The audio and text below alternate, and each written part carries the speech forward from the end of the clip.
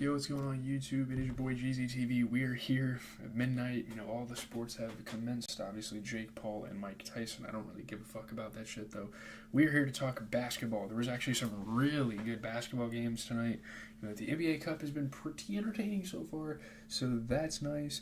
I don't think they're doing any. I think it's like every other day they're doing games, or it's like a Monday, Wednesday, Friday during the week type of thing. I'm not sure how they're formatting it, but we're just going to talk about all the close games. We're going to start with the Pistons and the Raptors game.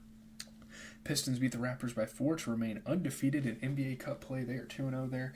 Pistons are they've been playing really good this season. I'm actually really excited to watch them. Malik Beasley had a really nice fourth quarter, and honestly, he's been a pretty underrated piece for them. Cade Cunningham had some solid scoring, great passing, kind of using the night to facilitate a little more. The Raptors are obviously one of the worst teams in the NBA, but still, to get the win, that's awesome. Pretty solid game. Jalen Duren getting to the rim. It's not Duren, it's Duren. Yeah, man. Getting up for oops, just using his athleticism and his length. Ron Holland was playing good defense. It's cool to see him make a difference on the defensive end already for the Pistons. Isaiah Stewart was hitting tough shots this game. Just kind of looking at things. Tobias Harris had 11 points, 11 rebounds, 15 points, 10 assists for Cade Cunningham. Again, not the greatest scoring night for him, and he didn't have the greatest shooting splits either, so for him to pass the ball, that's awesome. 20 points for Malik Beasley. Looking at the Raptors, you get 25 points and 18 rebounds from Jakob Poeltl. Monster performance, 3 blocks and a steal. He shot 60%. He was really good. RJ Barrett put up 22. He shot 33% from 3.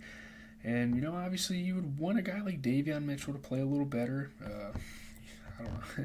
There's really not much you can say. The Raptors don't have much going for them, in terms of rotation. They don't have the guy. They don't have Scotty Barnes, so it's going to be pretty tough for them down the stretch.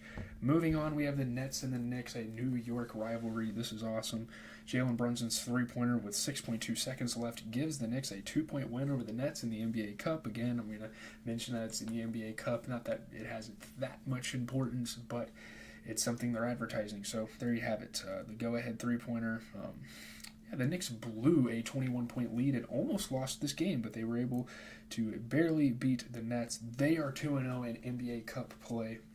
So there you have it. Brunson calling game. This was a really good game, and that all season the Nets have made it tough for any opponent they've played, and you got to respect the hell out of that. Jericho Sims was getting up and dunking it. Pretty solid game. Yeah, very tough shots for Jalen Brunson. Obviously, he's very much loved in New York. The crowd loves watching him.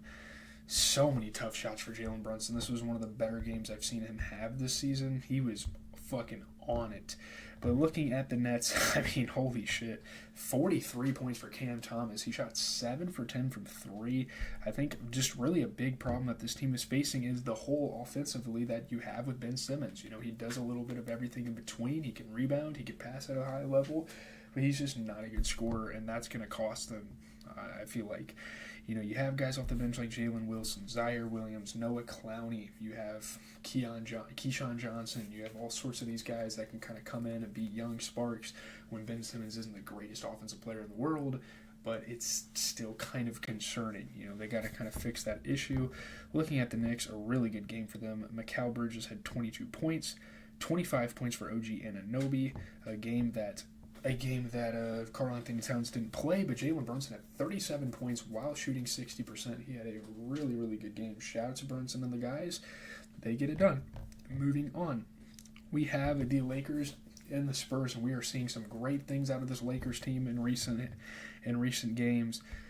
It's been awesome to see. Anthony Davis and LeBron James lead the Lakers past the Spurs by 5. They open the NBA Cup title defense. They obviously have came off that winning the cup last year, but holy cow, Anthony Davis, amazing scoring, amazing rebounding. He's leading the MVP race for a reason on this 8-4 team.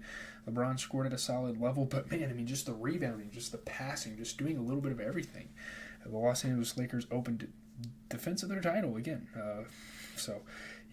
Anthony Davis and Victor Wembanyama, that's kind of a matchup that we're going to be seeing for years to come. I don't know how long Anthony Davis has in the NBA. I'm sure he has probably about 5 to 10 years.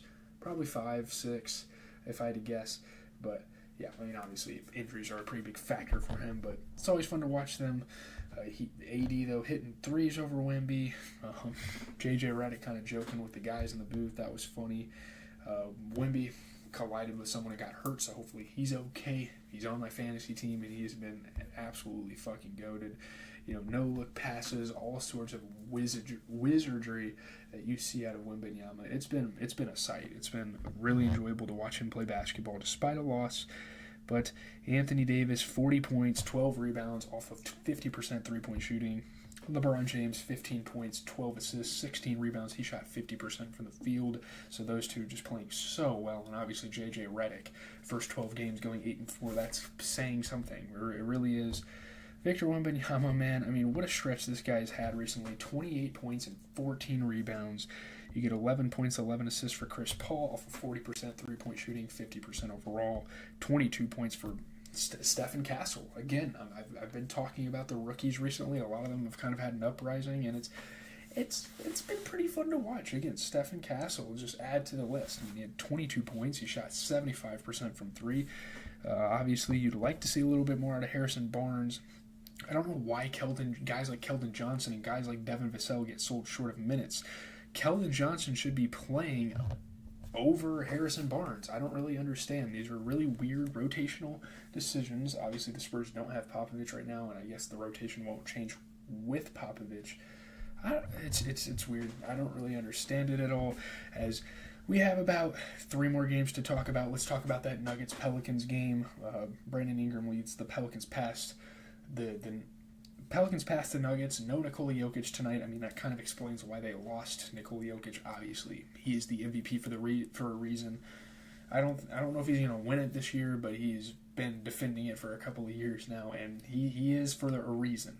He is super important to this franchise. Without him, they lose by 7. Brandon Ingram, great scoring. 3-time MVP. No show tonight. Michael Porter Jr. got up for some dunks. He was playing really good. He was getting to the rim and being aggressive. A lot of disputes with the refs on stuff. I don't know who Jamal Cain is really. I feel like I've heard that name, but he was hitting tough shots, and he was playing good on both sides of the ball.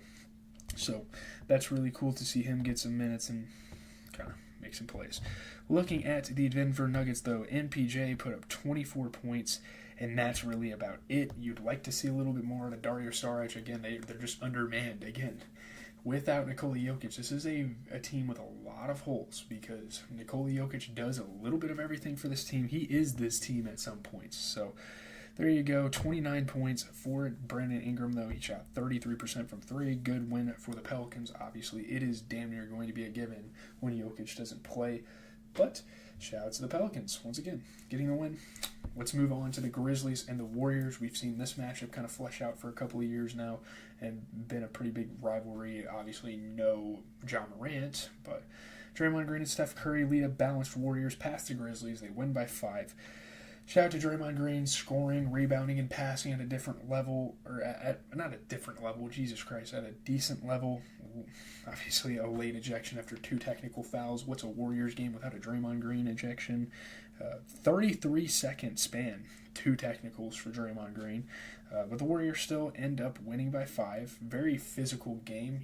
A lot of games that Draymond Green is involved in gets physical. He's a very tough, hard-nosed, old-school type of player. But, yeah, Podziemski had a nasty pass. That was fucking awesome to set up Kuminga. Jaren Jackson was hitting tough shots. Jaren Jackson's actually been playing pretty good recently, and he's kind of been forced to with the absence of Ja Morant. Moses Moody was hitting threes for the Warriors. Just really good offense for the Warriors. Really good ball movement. Steph giving it to Wiggins. All sorts of really good plays you see out of the Warriors in this game. But Jaren Jackson, man, again, 32 points. He shot 55%. Really not much complaints on his part. Just other guys. Brandon Clark needs to step up. They have Jake LaRavia, Jay Huff, Zach Edey, Marcus Smart, Luke Kennard. Why is Desmond Bain on... I don't know. Desmond Bain's on the bench. Fucking Vince Williams, whatever his name is. They have all sorts of guys off the bench that got play over a guy like Brandon Clark. I don't know why we choose to give minutes to him, especially over a guy like Zach Edey, who's a rookie and who's a guy you want to develop. Hell, even Jake LaRavia. I don't know. Jay Huff. Jay Huff could definitely get some minutes there. I don't know. It's weird. Vince Williams could get minutes. They got to figure things out. Again, with injuries, with guys like John Morant being out, it's going to be tough. But they got to get going there. Looking at the Warriors, really not a good game for the Warriors. It's just they kind of put it together. So there's that game. We're going to move on to the final game of the night, probably the best game of the night. We have the Timberwolves facing off against the Kings. Anthony Edwards and the Timberwolves beat the Kings by 4 in overtime despite a franchise record 60 points from De'Aaron Fox. You heard me. Franchise record. This is the best performance in Kings history, scoring-wise. And yeah, shout out to Anthony Edwards, though. Amazing. He scored at a high level as well.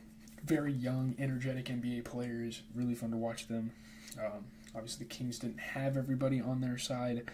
But, yeah, it was an overtime game. The Kings made it tough. You know, they've been to the playoffs. They've been in these type of situations before. They're starting to gain some experience and, you know, just being a hard-nosed, hard-to-beat team. So, yeah, the best game we've probably seen in Kings history out of De'Aaron Fox, and it's very much deserving because he will go down eventually as probably one of the best Kings players of all time.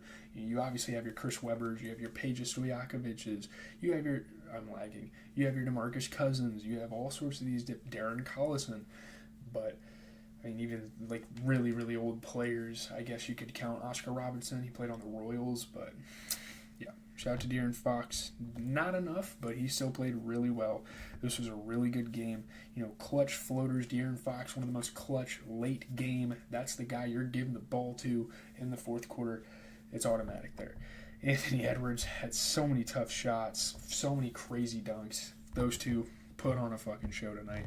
Looking at the Timberwolves, 26 points for Julius Randle as well, 11 points, 11 rebounds for Rudy Gobert. You get a 36-point performance for Anthony Edwards. I think really they just had more to offer on the table.